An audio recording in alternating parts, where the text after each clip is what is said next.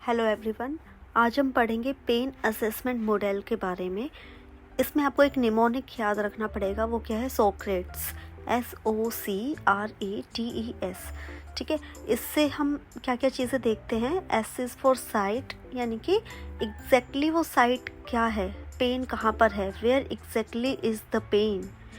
Then onset, what were they doing when the pain started, मतलब कि pen कब शुरू हुआ। जब मान लीजिए आप एक्सर्शन के टाइम पे हुआ, आप एक्सरसाइज कर रहे थे, सीढ़ियाँ उतर चढ़ रहे थे, है ना, या फिर क्या एक्टिविटी आप कर रहे थे जब आपको पेन हुआ। Then C is for character, what does the pain feel like, ठीक है, किस टाइप का पेन है। Then R for radiates, does the pain go anywhere else, क्या वो रेडिएट होता है। मान लो पेट में दर्द हो रहा है, क्या वो बैक में रेडिएट हुआ, ठीक है, तो वो रेडिएट हुआ कि नहीं हुआ वो देखना है। Then A is for associated symptoms, जब पेन होता है तो और कोई सिम्टम्स भी साथ में आते हैं क्या, लाइक नोज़िया, वॉमिटिंग होना, या हेडेक हो रहा है, ज़्यादा घबराहट लग रही है, कोई भी सिम्टम्स अगर साथ में आ रहे हैं तो वो देखेंगे। Then T is for time और duration, how long have they had the pain, मतलब कि कितने टाइम तक, कितने ड्यूरेशन तक पेन रहा है उस पर्सन को, वो हमें पूछना है।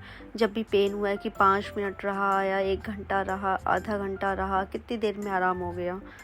Then E is for exacerbating और रिलीविंग फैक्टर्स, ठीक है, रिलीविंग फैक्टर्स क्या हैं। Does anything make the pain better और वर्स, कोई ऐसी एक्टिविटी या कोई भी ऐसी चीज़ जिससे कि पेन या तो कम हो जाता है, ठीक हो जाता है, रिलीव हो जाता है, या फिर किसी चीज़ से बढ़ जाता है, तो वो चीज़ें, ठीक है।